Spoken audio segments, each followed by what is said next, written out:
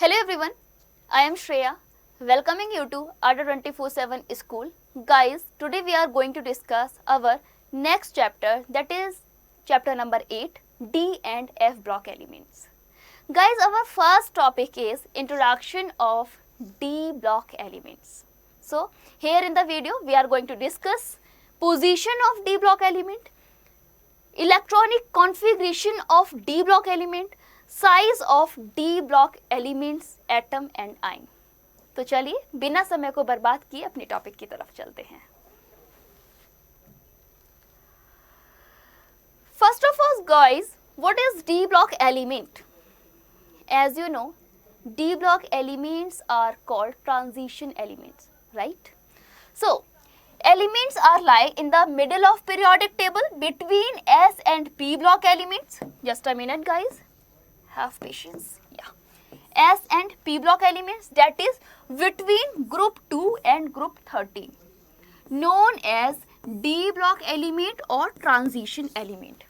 Guys, it's a simple statement but we are going to on description, so go ahead with me. First of all, have a look this periodic table. This is a block diagram of periodic table. What is saying in the in this picture? Guys, in the left this is F block element and in the right this is P block element, and middle of between them this is D block element. Below the periodic table, these shoulders or these poles are known as F block elements. सीधे शब्दों में अगर मैं कहूँ तो आपका जो D block element है वो S ब्लॉक और P ब्लॉक के बीच का पार्ट है, यानी एक ब्रिज की तरह बिहेव कर रहा है। पूरे पीरियोडिक टेबल में एक ब्रिज की तरह काम करने वाले एलिमेंट्स को भी हम D ब्लॉक एलिमेंट्स कहते हैं। गाइस, अभी इससे पहले वाली स्लाइड में एक स्टेटमेंट था, उस पर जरा रुक करते हैं। क्या था? D ब्लॉक एलिमेंट्स और transition element. D block elements are called D block और ट्रांजिशन एलिमेंट। मैंने सेंटेंस को 2 बार बोला। क्या आप समझ पाए मैंने ऐसा क्यों किया? गाइज, ये तो एक सिंपल ब्लॉक डायग्राम है, राइट? और हमने बोला कि ये जो पार्ट है ना, ये है आपका डी ब्लॉक एलिमेंट, और डी ब्लॉक एलिमेंट में जितने भी आपके एलिमेंट्स पाए जाते हैं उनको ट्रांजिशन एलिमेंट कहते हैं। क्या एक्चुअली डी ब्लॉक एलिमेंट्स में पाए जाने वाले सभी एलिमेंट्स को डी ब्लॉक एलिमेंट कहते हैं? ये सवाल आपके लिए है, सोचिए जरा। तब तक मैं नेक्स्ट स्लाइड पर चलती हूँ।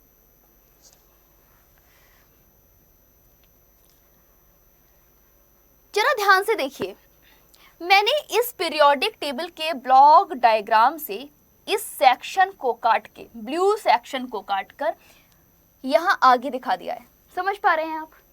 मतलब ये हुआ कि ये सारे आपके डी ब्लॉक एलिमेंट हैं। एंड गाइस, मैं इसको ट्रांजिशन एलिमेंट नहीं लिखूंगी। क्यों नहीं लिखूंगी, उसकी कहानी आपको बाद में बताती हूँ। पहले तो आप इसे समझिए कि मैंने इसको डायरेक्ट लिखा है D block elements, not transition element. क्योंकि गाइस हमेशा ध्यान रखिएगा, all D block element are not transition element, but every transition elements are called as D block element. क्या बोला? इस वर्ड को जरा ध्यान से समझो। लिख देती हूं मैं इस बात को। मैंने बोला कि all D block elements are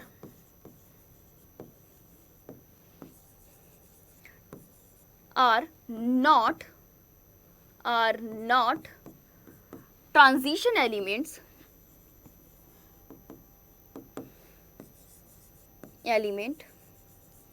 but all transition elements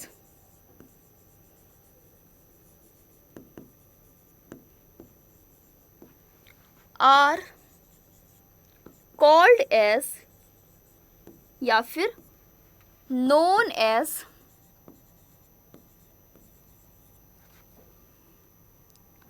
D block elements।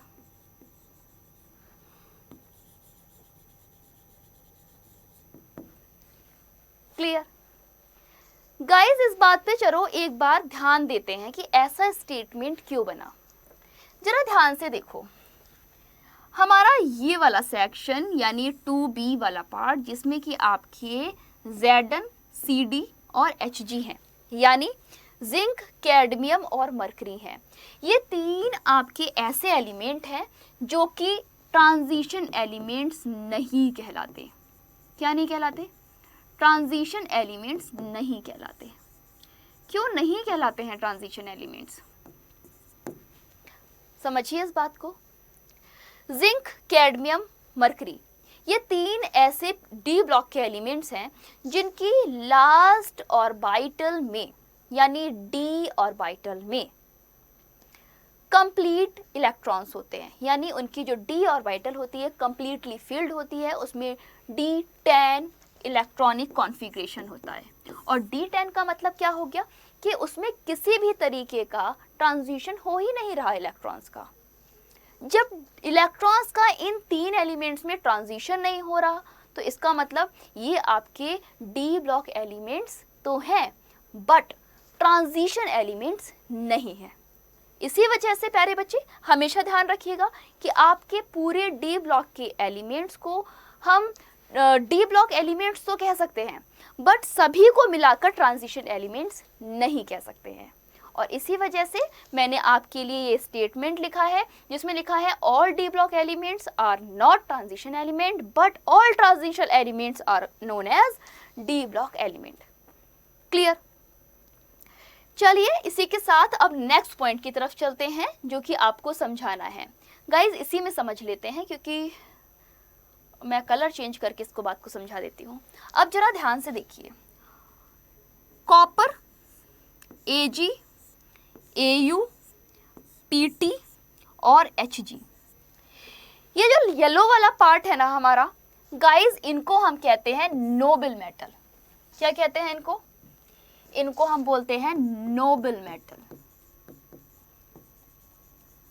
आपने देखा होगा ना, लड़कियां, इंसान, मनुष्य कॉपर, Ag, Au यानी कॉपर, सिल्वर, गोल्ड, प्लैटिनम, ये ऐसे पार्ट्स हैं जिनका बना हुआ ज्वेलरी पहनते हैं। क्यों पहनते हैं? क्योंकि गाइज ये रिएक्टिव नहीं होते, ये रिएक्ट नहीं करते, ये किसी के साथ रिएक्ट नहीं करते। इन्हें एयर में छोड़ दो, पानी में छोड़ दो, किसी भी केमिकल में छोड़ दो, ये रिएक्ट नहीं करते। Because of this we have हम इसकी ज्वेलरीज भी पहनते हैं और ये बहुत महंगे भी पाए जाते हैं। तो गाइज इसी वजह से हम इन चार एलिमेंट्स को नोबल मेटल कहते हैं। अगर आपसे कोई पूछ ले कि नोबल मेटल्स हमारे पीरियोडिक टेबल में कहाँ पाए जाते हैं तो आपने फटाफट से क्या जवाब देना है कि भाई पीरियोडिक टेबल में 4 नोबल मेटल्स होते हैं और ये हमारे 4 नोबल मेटल्स हो गए। मरकरी एक अपना यूनिक बिहेव शो करता है, आपको भी पता है कैसा होता है, ये लिक्विड फॉर्म में होता है ना। थर्ड, अब और कुछ इंटरेस्टिंग जानने की कोशिश करते हैं। गाइज ये जो हमारी फर्स्ट बी सीरीज है ना, ये वाली सीरीज, मैं एक बार फिर से कलर चेंज करूंगी जिससे कि आप थोड़ा सा डेकोरेटिव वे में समझो। ये जो फर्स्ट बी सीरीज है यानी आपका कॉपर, Ag, Au, इन तीन एलिमेंट्स का एक और नाम होता है। बताओ क्या? बोलो ही, जल्दी बताओ, ऐसा क्या नाम होता है इसका? गाइज इसको हम कहते हैं कॉइन मेटल्स। क्यों कहते हैं कॉइन मेटल्स? राजा महाराजाओं के ज़माने में इनके कॉइन्स चला करते थे। ध्यान है, जब आप सीरियल्स देखते हो जोधा अकबर टाइप, तो वो सोने की कॉइन्स दे रहे होते हैं, राइट। हिस्ट्री पढ़ते हो तो उसमें कहते हैं सोने के सिक्के चलाए थे उसने, तांबे के सिक्के चलाए थे उसने, कांसे के सिक्के चलाए थे उसने, सिल्वर के सिक्के चलाए थे। तो ये जो पुराने ज़माने में क्या होता था कि इन मेटल्स के सिक्के चला करते थे, इसी वजह से इनको हम कहते हैं कॉइन्स मेटल। और बातें देखते हैं गाइस। निकिल की अगर हम बात करें तो प्लैटिनम, निकिल, पैलेडियम, ये तीन आपके ऐसे एलिमेंट हैं जो सेम सीरीज में पाए जाते हैं, यानी उनका इलेक्ट्रॉनिक कॉन्फ़िगरेशन भी सेम होगा। यानी इनका भी इलेक्ट्रॉनिक कॉन्फ़िगरेशन कैसा होगा? न्यूट्रल होगा। कैसा होगा? न्यूट्रल होगा, यानी नोबल होगा। कैसा होगा? नोबल होगा। क्लियर? तो इस चीज़ को भी आप ध्यान रखना। नेक्स्ट, अब जब डी ब्लॉक की बात हो रही है तो हम लैंथेनाइड और एक्टेनाइड को छोड़ ही नहीं सकते, है ना। लैंथेनाइड और एक्टिनाइड को क्या आप छोड़ दोगे अगर डी ब्लॉक की बात हो रही है? अरे नहीं भाई, इसको तो छोड़ ही नहीं सकते। क्यों? क्योंकि गाइज ये जो लैंथेनाइड और एक्टिनाइड सीरीज जो कि हमारे पीरियोडिक टेबल में नीचे की साइड में आती है, वो निकलती कहाँ है, उसका ओरिजिन कहाँ है? वो है तो डी ब्लॉक ही ना, वो हमारा है तो डी ब्लॉक ही ना। सही बात है। मतलब ये हुआ कि आपका जो लैंथेनाइड है और जो आपका एक्टिनाइड है, ये एलिमेंट एक्चुअली है तो हमारे D block elements he, but इनको डी ब्लॉक एलिमेंट नहीं कहा गया। क्यों नहीं कहा गया? चलो इसके बारे में भी समझ लेते हैं। गाइज जैसे जब डी ब्लॉक एलिमेंट की बात होती है तो हमें ये बात बहुत अच्छे से पता है कि डी ब्लॉक एलिमेंट्स वो एलिमेंट होते हैं जिनका लास्ट इलेक्ट्रॉन या फिर जिनकी आउटर मोस्ट शेल में इलेक्ट्रॉन डी में जा रहा होता है, या फिर last electron D subshell में जाएगा, तो ऐसे इलेक्ट्रॉन्स को या फिर ऐसे एलिमेंट्स को हम डी ब्लॉक एलिमेंट कहते हैं। मतलब ये हुआ कि चाहे आपका स्कैंडियम है या फिर यट्रियम है या फिर कोई भी इनमें से है, तो इनका लास्ट जो सीरीज है या फिर लास्ट जो इलेक्ट्रॉन है वो डी में जा रहा है, इसी वजह से हमने इनको डी ब्लॉक एलिमेंट कहा। गाइज लैंथेनम 57 से लेकर 71 तक, लुटेशियम और इधर आपका एक्टिनाइड्स 89 से लेकर 109 तक, आपके जितने भी एलिमेंट्स थे वो आपके कहाँ जा रहे थे? बताओ भाई, वो आपके कहाँ जा रहे थे? वो जा रहे थे आपके डी ब्लॉक में। क्लियर? क्यों जा रहे थे? क्योंकि गाइज लैंथेनाइड से आगे यानी एटॉमिक नंबर 57 से लेकर 71 तक के जितने भी एलिमेंट थे, उनकी लास्ट इलेक्ट्रॉन एफ सबशेल में एंटर कर रहा था। उनका लास्ट इलेक्ट्रॉन की एंट्री कहाँ हो रही थी? एफ सबशेल में हो रही थी। इसी वजह से हमने इनको क्या बोला? लैंथेनाइड्स बोला। क्लियर?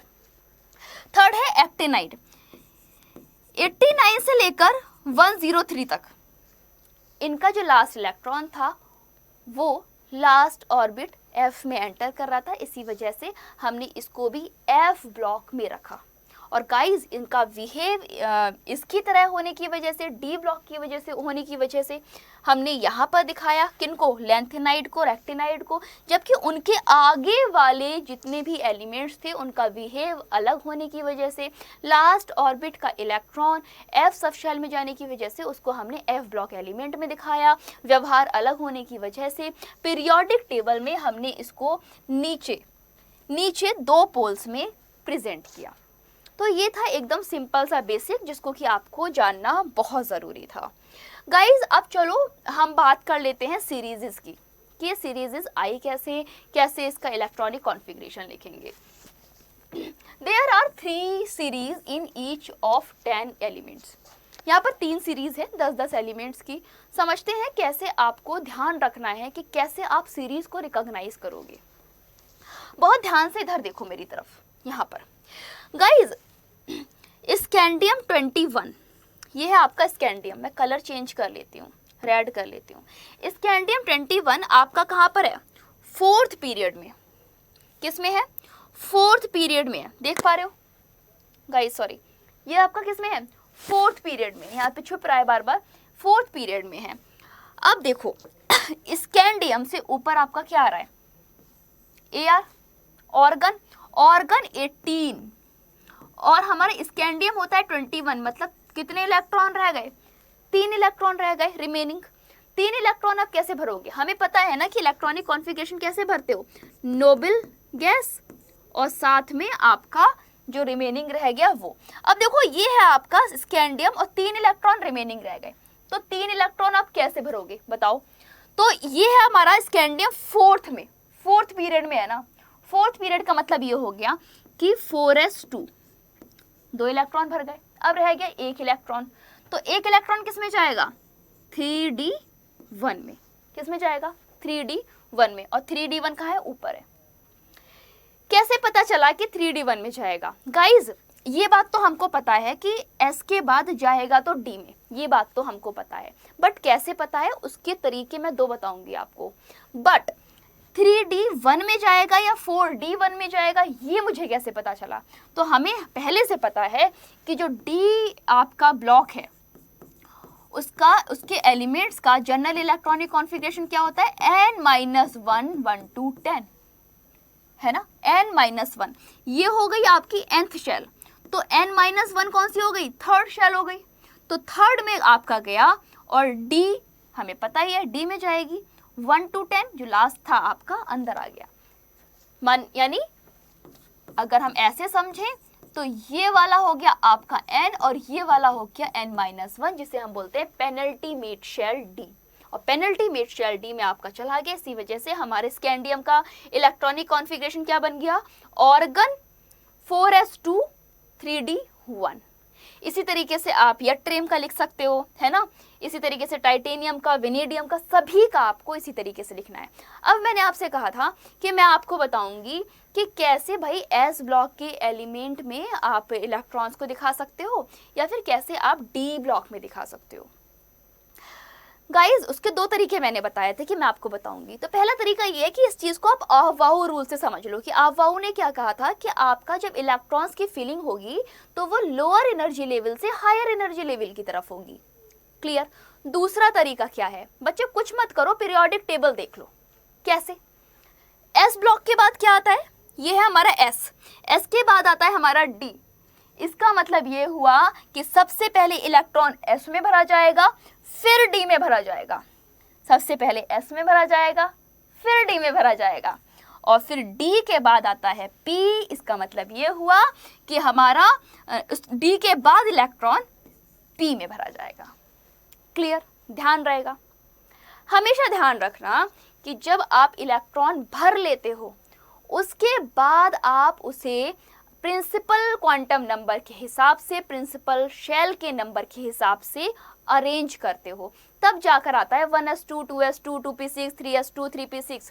समझ रहे हो, तब वो सीरीज आती है सीक्वेंस में, पहले तो आप ऐसे ही भरते हो।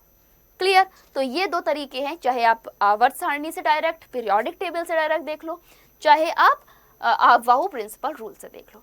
क्लियर। चलो नेक्स्ट पॉइंट देखते हैं। तो अब चलो सीरीज समझते हैं कि कैसे। अब आप लोग फटाफट बता पाओगे कौन सी सीरीज कौन सी है। तो first transition series, guys first transition series कैसे होगी, इस यहाँ से तो शुरुआत हो रही है ना हमारी डी की, स्कैंडियम से। इसका मतलब हमारी फर्स्ट ट्रांजिशन सीरीज कौन सी होगी, स्कैंडियम से लेकर Zn30 तक होगी, है ना। और इस सीरीज का नाम क्या होगा, 3D सीरीज, क्योंकि इसका इलेक्ट्रॉन किस में जा रहा है, 3D में जा रहा है। तो देखो, it involves filling 3D orbital. ये क्या रखती हैं, ये 3 ऑर्बिटल्स रखती हैं, 3D ऑर्बिटल्स रखती हैं। मतलब इसका जो लास्ट इलेक्ट्रॉन होता है वो आपका 3D में जा रहा है। क्लियर।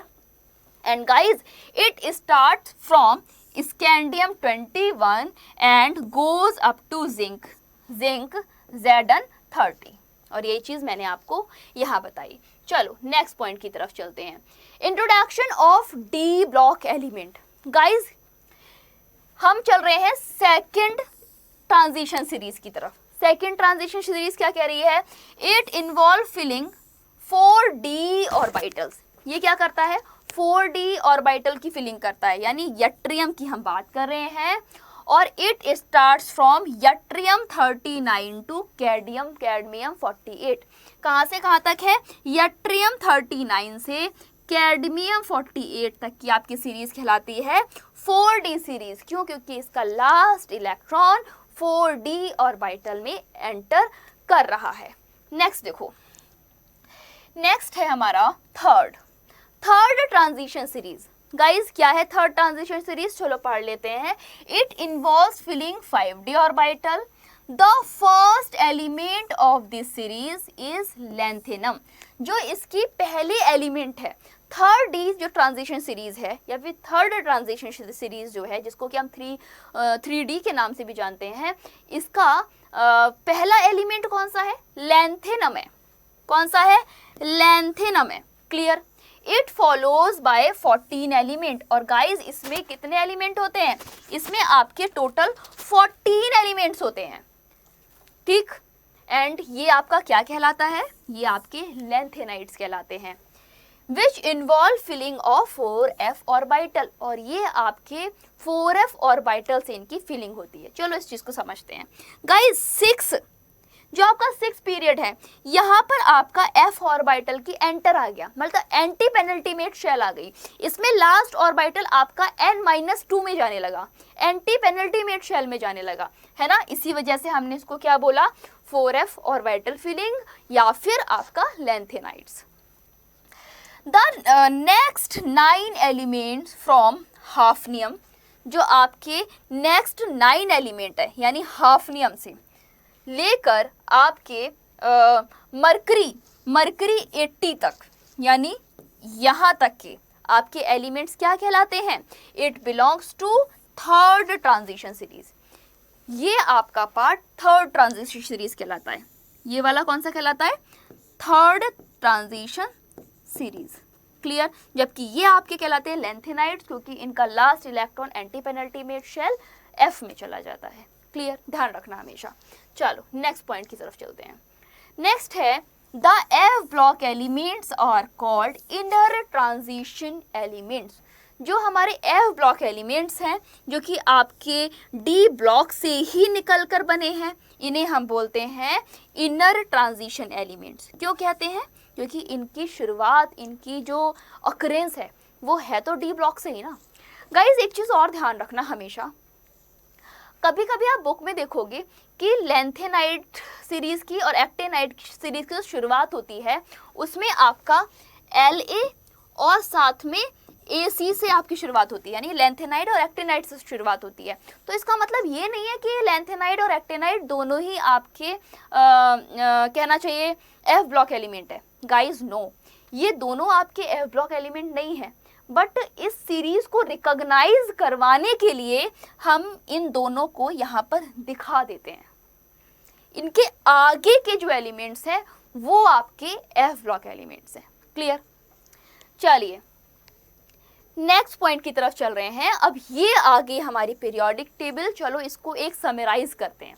कैसे समराइज करेंगे, जो जो चीज़ें मैंने आपको बताई हैं उनको एकदम प्रॉपर वे में लेकर चलेंगे, फिर इलेक्ट्रॉनिक कॉन्फ़िगरेशन की तरफ चलेंगे। तो गाइज यहाँ से हमारा क्या निकल रहा था, F ब्लॉक एलिमेंट्स निकल रहे हैं।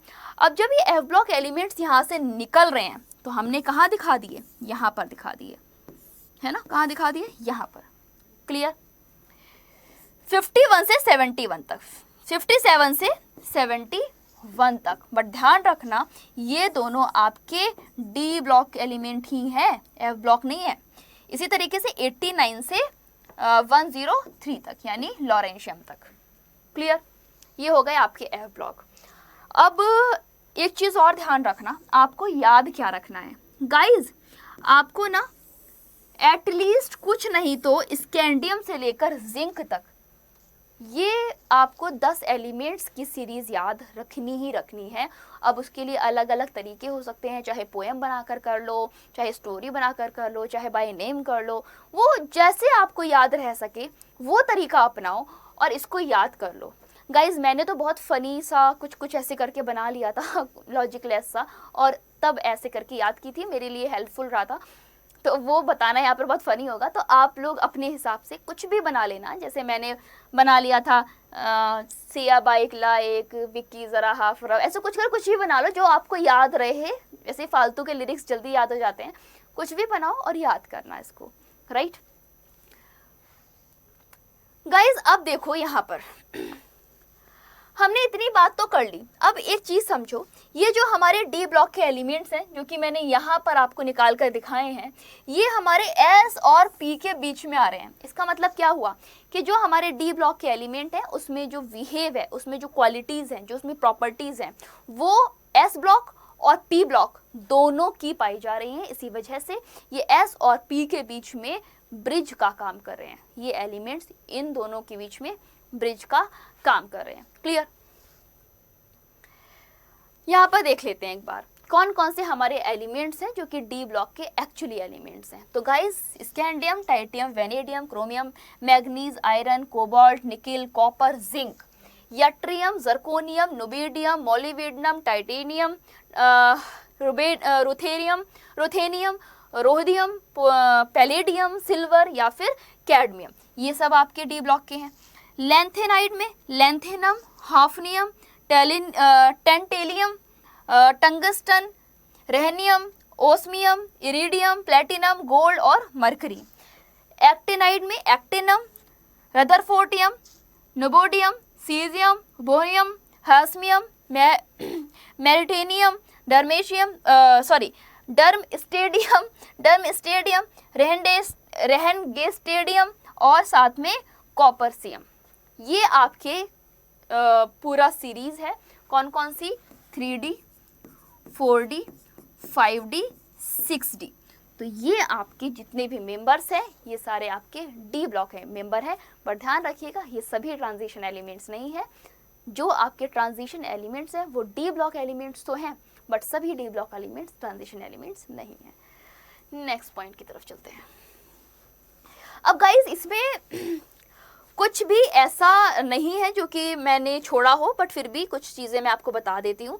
जैसे हमारा मरकरी है उसको मैंने यूनिक वे में दिखाया है क्योंकि ये अपना यूनिक बिहेव को शो करता है। वहीं पर आपका जो स्काई ब्लू कलर है ये पुअर मेटल को शो कर रहा है पीरियोडिक टेबल में। आपका बैगनी कलर यानी ये नीचे वाला कलर आपके एक्टिनाइड सीरीज को शो कर रहा है। ब्लैक कलर आपकी सॉलिड स्टेट को शो कर रहा है, जबकि आपका yellow colour alkaline earth metal को और पेल येलो कलर आपका एल्कली मेटल्स को शो कर रहा है। तो ये तो हो गई हमारी पीरियोडिक टेबल की बात। इतने में अगर कोई भी डाउट है तो आप मुझसे पूछ सकते हैं, नहीं तो नेक्स्ट पॉइंट की तरफ चलते हैं। गाइज अब हम जा रहे हैं इस इलेक्ट्रॉनिक कॉन्फ़िगरेशन को कैसे एक्चुअली लिखेंगे। तो जनरल इलेक्ट्रॉनिक कॉन्फ़िगरेशन आपको ध्यान रखना है क्या होता है, n-1 d 1 to 10 ns2, यानी इसका लास्ट इलेक्ट्रॉन पेनल्टीमेट शेल में जाता है। किस में जाता है? पेनल्टीमेट शेल में एंटर करता है। ठीक है जी। नेक्स्ट देखो, last electron enter in n-1 d shell जिसको हम पेनल्टीमेट शेल कहते हैं। उसके भी अंदर वाली शेल को हम एंटी पेनल्टीमेट शेल कहते हैं जो कि आपकी F होती है। नेक्स्ट है transition element lie in the middle of periodic table. जो आपके ट्रांजिशन एलिमेंट हैं ये पीरियोडिक टेबल में बीच में लाई करते हैं। ये देखो यहीं पर तो लाई कर रहे हैं बीच में, है ना। इधर आपका S है और इधर आपका P है और उनके बीच में आपका D लाई कर रहा है। क्लियर? नेक्स्ट देखो, बिकॉज क्यों करते हैं ऐसा, their properties are intermediate between S and P block. इनकी जो प्रॉपर्टी होती है वो S ब्लॉक और P ब्लॉक के एलिमेंट्स के बीच की होती है, इंटरमीडिएट होती है। इसी वजह से वो इन दोनों के बीच पे ब्रिज का काम कर रहे होते हैं। नेक्स्ट पॉइंट देख लेते हैं। नेक्स्ट क्या कह रहा है, ट्रांजिशन एलिमेंट में be defined as those element at least one whose simple ion has an incomplete outer shell of d electron containing 1 to 9। क्या बताया कि भाई जो ट्रांजिशन एलिमेंट होते हैं वो कौन से वाले एलिमेंट्स कहलाते हैं, वो डी ब्लॉक के एलिमेंट्स कहलाते हैं जिनकी D orbital half filled, partial field या फिर अनफिल्ड होती है। मतलब उसमें आपके कितने इलेक्ट्रॉन्स हो सकते हैं, 1 से लेकर 9 के बीच में इलेक्ट्रॉन हो सकते हैं, यानी जिसमें ट्रांजिशन पॉसिबल है। अगर आपकी डी ब्लॉक की डी ऑर्बिटल कंप्लीटली फिल्ड है तो गाइस कोई ट्रांजिशन होगा ही नहीं, कोई लेना देना होगा ही नहीं। मेरे पास पैसे हैं तो मैं तो कोई लेना देना करूंगी ही नहीं क्योंकि मैं तो सेटिस्फाई हूँ, जितने मुझे चाहिए उतने हैं, है ना। हमारा लेना देना कब होता है, जब हमको ज़्यादा चाहिए होते हैं या फिर थोड़े कम करने होते हैं। जैसे कि अभी टैक्स का जब छापा पड़ा था तो लोग अपने पैसे, जो ज़्यादा पैसे थे वो लोगों के पास ट्रांसफ़र करने लगे थे। You can connect me my words, right.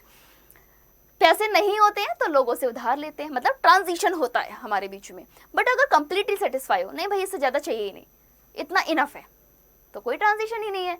तो बिल्कुल सेम वही डी ब्लॉक एलिमेंट का सीन है कि अगर 1 to 9 के बीच में इलेक्ट्रॉन्स हैं तो आपका ट्रांजिशन पॉसिबल है, और ऐसे ही एलिमेंट्स को हम ट्रांजिशन एलिमेंट्स कहते हैं। जिनकी कंप्लीटली फील्ड है ऑर्बिट्स, उनमें कोई ट्रांजिशन होगा नहीं, इसी वजह से हम उनको नॉन ट्रांजिशन एलिमेंट्स कहते हैं। नेक्स्ट पॉइंट की तरफ चलते हैं। गाइज इतनी बात में कोई डाउट तो आई होप नहीं होगा, बट फिर भी एक बार हम इसको पूरा समराइज कर देते हैं कि यहाँ पे था आपका S, यहाँ पे था आपका B और उनके बीच में है हमारा D। इसी वजह से इसको हम ब्रिजिंग एलिमेंट्स भी कहते हैं। क्या कहते हैं? ब्रिजिंग एलिमेंट्स भी कहते हैं। क्लियर। चलो अब आए मुद्दे की बात पर, जो कि है इलेक्ट्रॉनिक कॉन्फ़िगरेशन कैसे लिखा जाता है। वो मैंने आपको समझा दिया। दो तरीके हैं, या तो आप अबाउ का नियम पूरा फॉलो कर लो कि अबाउ का रूल कहता है कि इन लोअर एनर्जी से लेकर हायर एनर्जी लेवल की तरफ हम लोग इलेक्ट्रॉन की फिलिंग करते हैं। दूसरा तरीका क्या हो सकता है कि आप ये बोल दो कि भाई पीरियोडिक टेबल देखो और जैसा पीरियोडिक टेबल है वैसे ही करो। कैसे है पीरियोडिक टेबल में कि पहले आपको इलेक्ट्रॉन एस में भरना है, उसके बाद डी में भरना है, उसके बाद डी में भरना है और उसके बाद पी में भरना है, उसके बाद एफ में भरना है। तो ये दो तरीके हैं, ट्रिक अच्छी है, देख लेना। चलो गाइस अब देखते हैं इलेक्ट्रॉनिक कॉन्फ़िगरेशन। स्कैंडियम का देखते हैं। स्कैंडियम का मैंने आपको पीछे दिखाया था कि स्कैंडियम 21 होता है। तो इसके आसपास कौन सा कंप्लीट इनर्ट इलेक्ट्रॉनिक कॉन्फ़िगरेशन है गाइस? वो है हमारा आर्गन, यानी 18। तो 18 तक तो मैंने फिलअप कर दिए, आर्गन तक मैंने फिलअप कर दिए। 18 भर गए, कितने रह गए? 3 रह गए। तो 3 आप इलेक्ट्रॉन कैसे भरोगे? मैंने क्या बताया, पीरियोडिक टेबल से देख लो कि सबसे पहले इलेक्ट्रॉन किस में जाएगा? एस में जाएगा। अब कौन से एस में जाएगा? 4 में, 5 में, 6 में, कैसे जाएगा? तो आपको पता है कि स्कैंडियम हमारा 4th पीरियड में होता है, इसका मतलब 4s में जाएगा। और हमको ये भी पता है कि सबसे ज़्यादा s में इलेक्ट्रॉन कितने रह सकते हैं? तो वो रह सकते हैं 2। अब बचा एक इलेक्ट्रॉन। अब लास्ट इलेक्ट्रॉन कहाँ जाएगा? तो पीरियोडिक टेबल में हमने देखा कि s के बाद आता है d, इसका मतलब d में जाएगा। अब सवाल आता है कौन से d में जाएगा, कि 4d में जाएगा, 5d में जाएगा या 3rd d में जाएगा। तो हमको पता है कि भाई हमारा जो डी ब्लॉक एलिमेंट है उसमें इलेक्ट्रॉन पेनल्टीमेट शेल में जाता है, यानी n-1 में एंटर करता है, इसका मतलब 3 में एंटर करेगा। और कितना? 1। तो इस तरीके से क्या बन गया? Ar4s2 3d1, Ar4s2 3d1। अब आपके सवाल आएगा दिमाग में, मैम पर यहाँ पर तो लिखा है 3d1 4s2। तो बच्चे मैंने क्या बताया था कि पहले तो इलेक्ट्रॉन्स भर दिए जाते हैं, फिर उसके प्रिंसिपल शेल के अकॉर्डिंग हम इनको अरेंज कर लेते हैं। क्यों? 3 के बाद 4 आएगा, फिर 4 के बाद 5 आएगा। इस तरीके से आप उसको सिस्टमेटिकली बढ़ते हुए, एनर्जी के बढ़ते हुए लेवल में अरेंज कर लोगे। तो आपने अरेंज कर लिया और वही था हमारा अबाउ रूल। तो सब चीज़ें पीरियोडिक टेबल में है, सब आपको ज़्यादा दूर जाने की ज़रूरत नहीं है, सारे सवालों के जवाब पीरियोडिक टेबल देता है। 22 टाइटेनियम का देखो, Ar3d2 4s2। 23 vanadium, Ar3d3 4s2। 24 chromium, Ar3d5 4s1। तो क्रोमियम हमारा कैसा हो गया? स्पेशल केस हो गया। क्यों? क्योंकि ये हाफ फिल्ड है, इसका मतलब स्टेबल है, इसका मतलब स्टेबल है। नेक्स्ट देखो 25 Mn, Ar3d5 4s2। तो यहाँ पर एक बार फिर से आपकी हाफ फील्ड हो गई, यानी एक बार फिर से आपकी स्टेबिलिटी शो हो रही है। क्लियर? मैग्नीज आपका स्टेबिलिटी शो करता है। एक चीज़ और है कि सबसे ज़्यादा ऑक्सीडेशन स्टेट भी शो करता है, इसके बारे में हम लोग बाद में बात करेंगे। क्लियर? नेक्स्ट है 26 Fe। तो 26 Fe क्या होगा? Ar3d6 4s2। 27 कोबाल्ट क्या है? 3d7 4s2 है ना, ये तो आपका Ar ही रहेगा। 28 nickel, Ar3d8 4s2। 29 Cu, 3d10 4s1। तो गाइज हाफ फील्ड और कंप्लीटली फील्ड, इसका मतलब क्या होगा? एक बार फिर से स्टेबिलिटी की बात हो गई। 30 देखो, 30 में क्या हो रहा है? 3d10 no transition and 4s2 completely fill orbitals है, कोई ट्रांजिशन नहीं होगा। तो ये हो गया आपका जिंक। ठीक, नेक्स्ट देखो आप इधर 4d सीरीज की इलेक्ट्रॉनिक कॉन्फ़िगरेशन देख लेते हैं। 39Y, तो इसका क्या होगा? 4d1 5s2। और ये क्रिप्टन की पूरी सीरीज चलेगी, क्योंकि 4f जब कि 4d सीरीज है तो एक ही आपका इनर्ट गैस सबसे पास में होगा, वो कौन सा है? क्रिप्टन। तो हमने क्रिप्टन क्रिप्टन क्रिप्टन लिख लिया।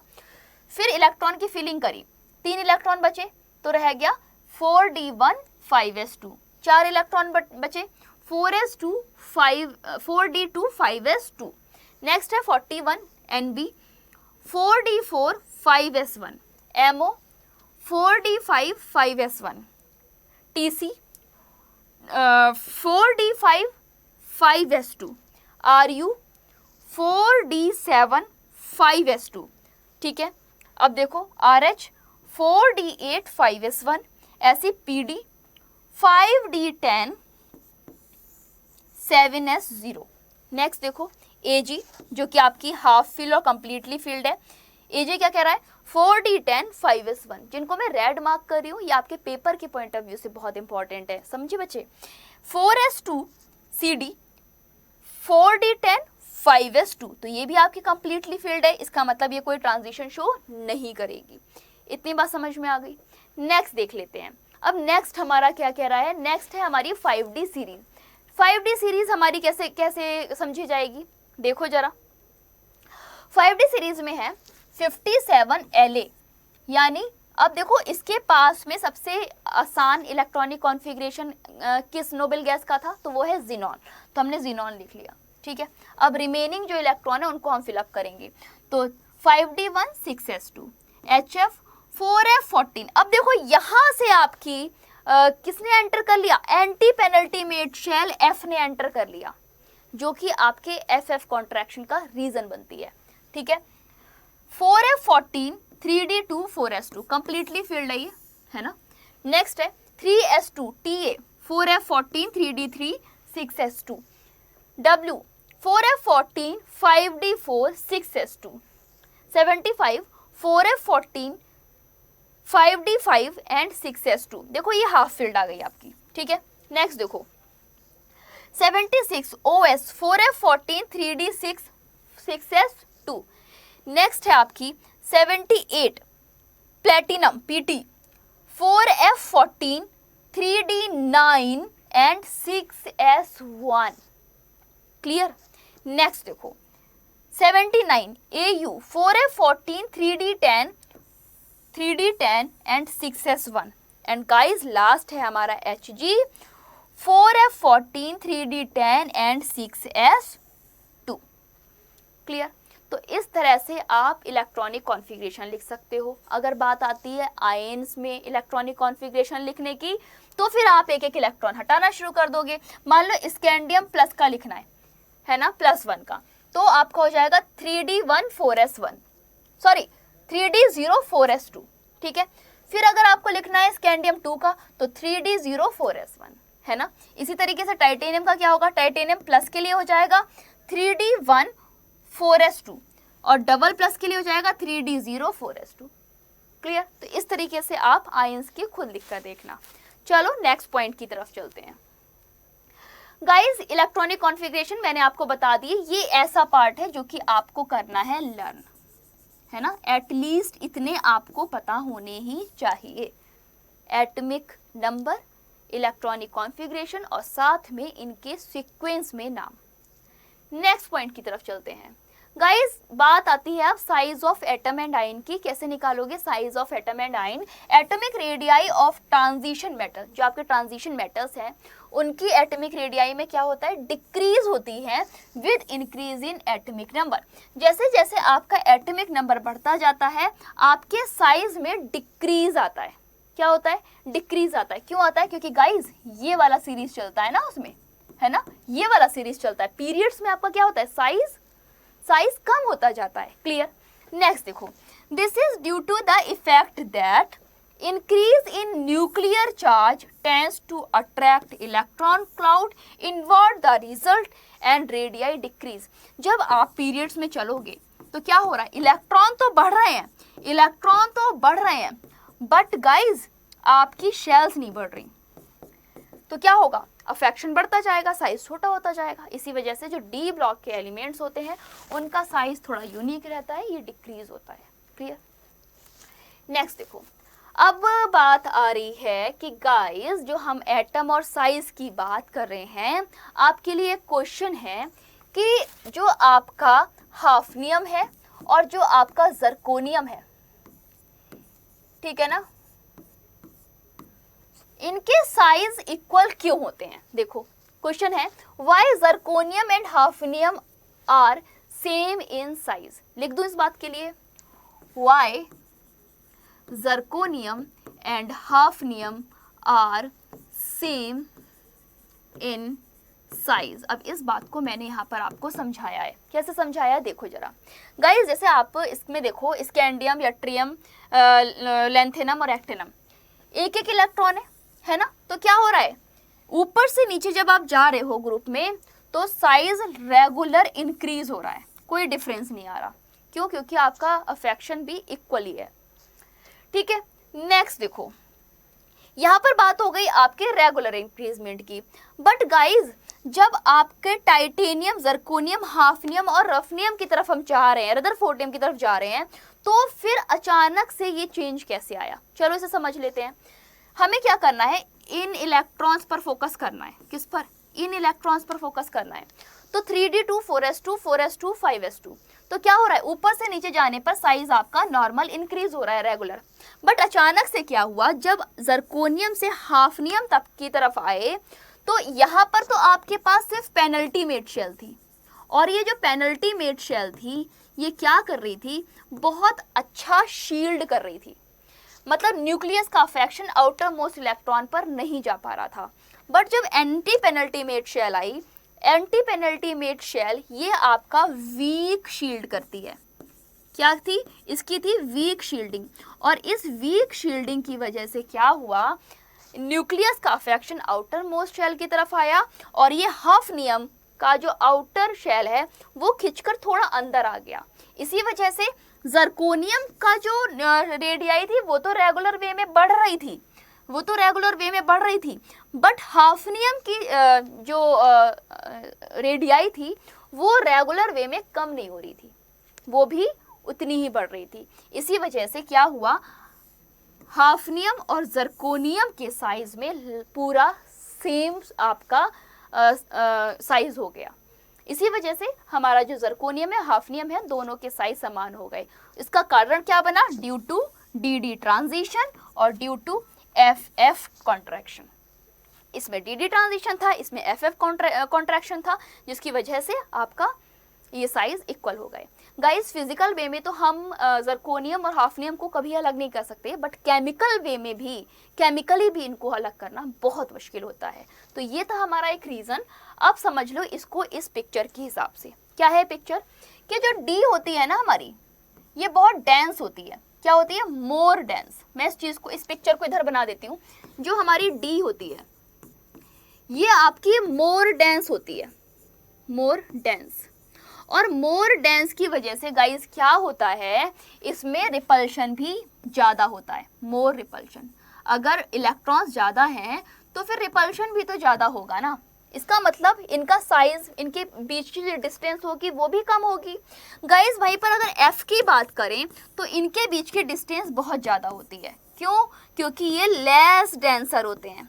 कैसे होते हैं, लेस डेंसर होते हैं, और लेस डेंसर की वजह से इनके बीच में रिपल्शन भी लेस होता है ना, रैश रिपल्शन होता है। और इसी वजह से जो हमारा एफ होता है उसका साइज, एफ का साइज ज़्यादा होता है एज कंपेयर टू डी के। क्लियर, समझ पा रहे हो? तो जब आपके एफ का साइज ज़्यादा है इसका मतलब डेंसिटी इसकी कम होगी। इसका मतलब क्या हुआ कि इसकी डेंसिटी कम होगी, है ना। मतलब आप इसमें सीधे उल्टा कर दोगे कि इसका हाथ इसकी साइड चला जाएगा, एफ की डेंसिटी कम और डी की डेंसिटी ज़्यादा। क्लियर, ये हो गई हमारी इसकी बात। Clear guys?